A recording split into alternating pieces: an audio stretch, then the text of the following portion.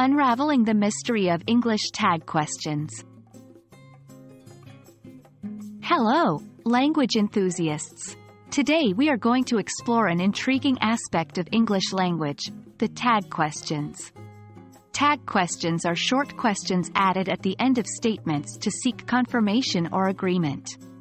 They add a touch of conversational flair to our language use. Ready to dive in? Let's get started.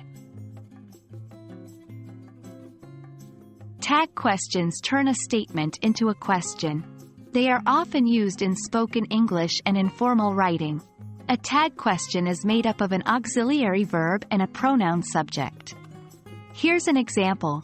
You're coming to the party, aren't you? In this example, aren't you is the tag question. We use it to confirm the information, in this case, whether or not you're coming to the party. Forming tag questions involves two key steps. 1. Identifying the auxiliary verb. First, find the auxiliary verb in the sentence. If there isn't one, use do, does, or did.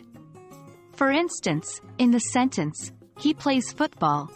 There is no auxiliary verb, so we would use does. He plays football, doesn't he? 2. Creating the question tag.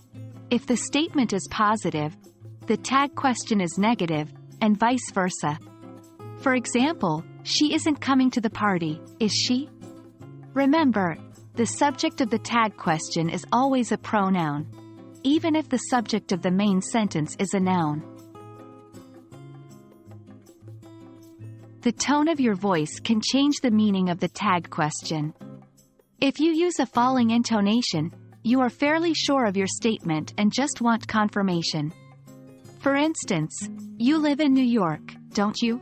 However, if you use a rising intonation, you are unsure and are genuinely asking for information. For instance, this is your book, isn't it?